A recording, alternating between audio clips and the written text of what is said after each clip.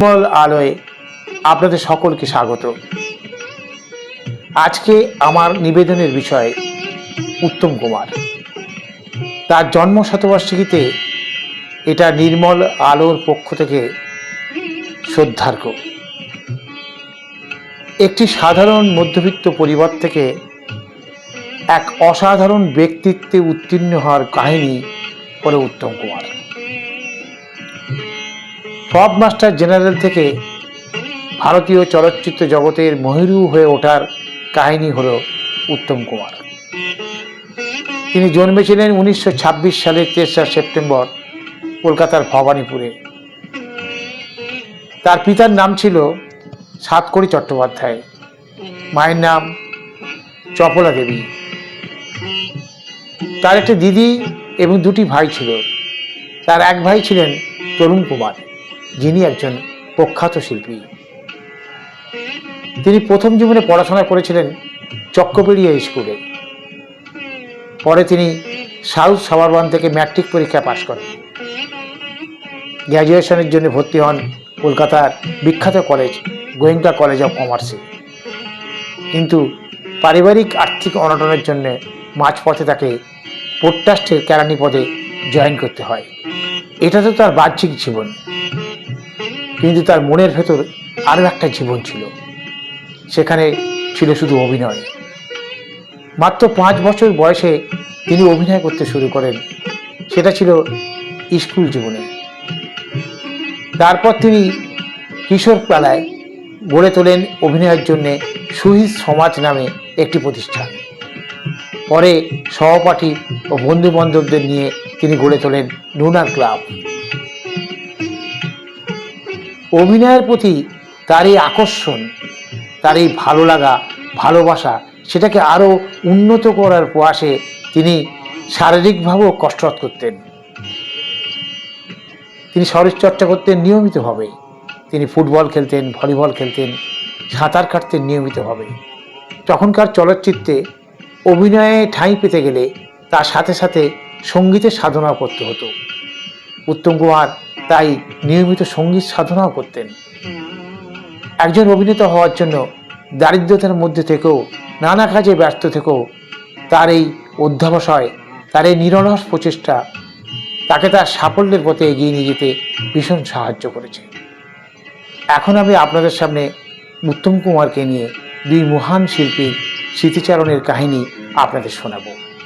এখন আমি এমন একজনের কথা বলবো যিনি বাংলা চলচ্চিত্র জগতের কেউ না হলেও ভারতীয় চলচ্চিত্র জগতের একজন অন্যতম শ্রেষ্ঠ অভিনেত্রী।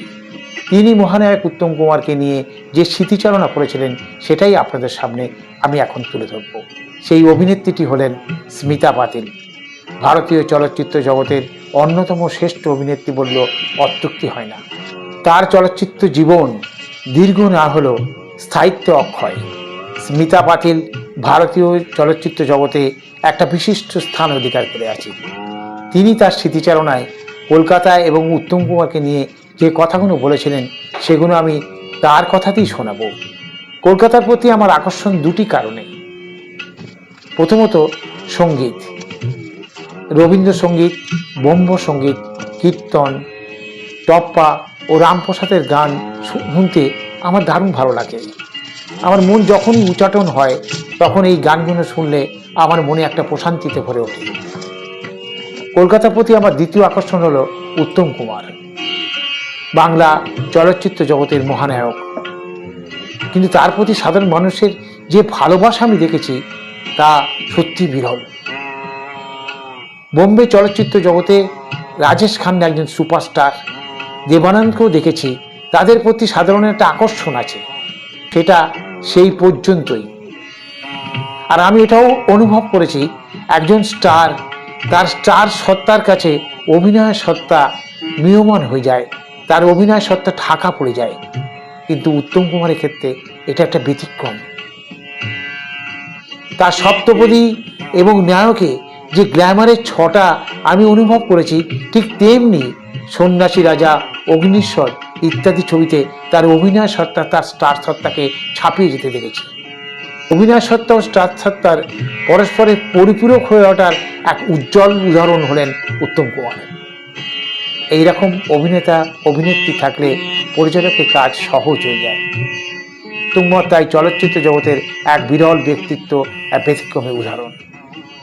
আমি একথা নিঃসন্দেহে বলতে পারি, যে সমস্ত অভিনেতা অভিনেত্রীরা নিজেদের গণ্ডিকে অতিক্রম করে নিজেকে এক অত্যর্গ উচ্চতায় নিয়ে যেতে পারে, উত্তম কুমার সেই বিরল শিল্পীদের একজন।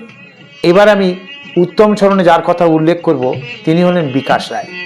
বিকাশ রায় শুধু বাংলা চলচ্চিত্র নয়, ভারতীয় চলচ্চিত্র জগতের অন্যতম শ্রেষ্ঠ চরিত্রাভিনেতা ও খলনায়ক। বিকাশ রায়ের অনেক গুণের মধ্যে উল্লেখযোগ্য হল তিনি অভিনয়ের পাশাপাশি চলচ্চিত্র পরিচালনাতেও দক্ষ ছিলেন। তার পরিচালনায় বাংলা চলচ্চিত্রে অনেকগুলো ছায়াছবি আছে যেগুলো বাংলা চলচ্চিত্রের মাইল ফলক হিসেবে রয়ে গেছে। তিনি উত্তম কুমারকে নিয়ে 3টি ছায়াছবি করেছিলেন। তার একটি হলো মরুতীর্থ হিংলাজ, দ্বিতীয়টি রাজা সাজা ও তৃতীয়টি হলো কাজললতা। তার মধ্যে প্রথম ছবি মরুতীর্থ হিংলাজ বাংলা চলচ্চিত্র জগতের একটি অবিস্মরণীয় সৃষ্টি। উত্তম কুমারের পরিচালনাতেও তিনি একটি ছবি করেছিলেন। সেই ছবিটির নাম হলো শিল্পী সংসদের মন পলাশীর পদাবলী। এ হল বিকাশ রায় উত্তম কুমারের প্রয়াণের পর তার স্মরণ সভায় এবং তার মনে পড়ে আত্মজীবনীতে তিনি উল্লেখ করেছিলেন উত্তম কুমার প্রসঙ্গে এই কথাগুলি, যেগুলি তার জবানিতেই আমি আপনাদের সামনে তুলে ধরছি।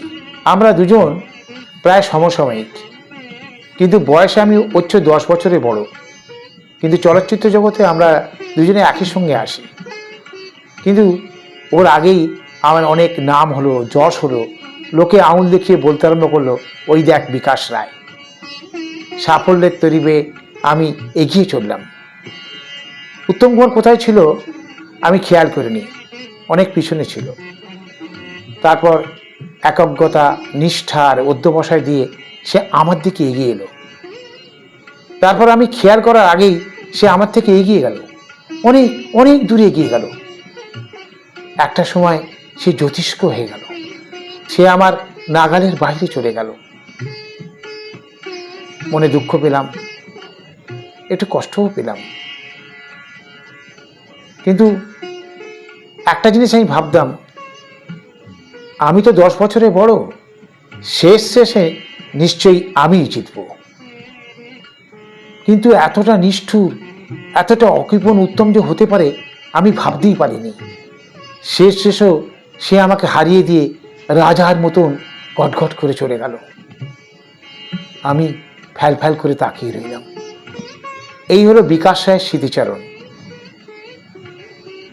যে কজন বরেণ্য শিল্পী উত্তম কুমারকে চিনতে পেরেছিলেন তাদের মধ্যে ইনি একজন।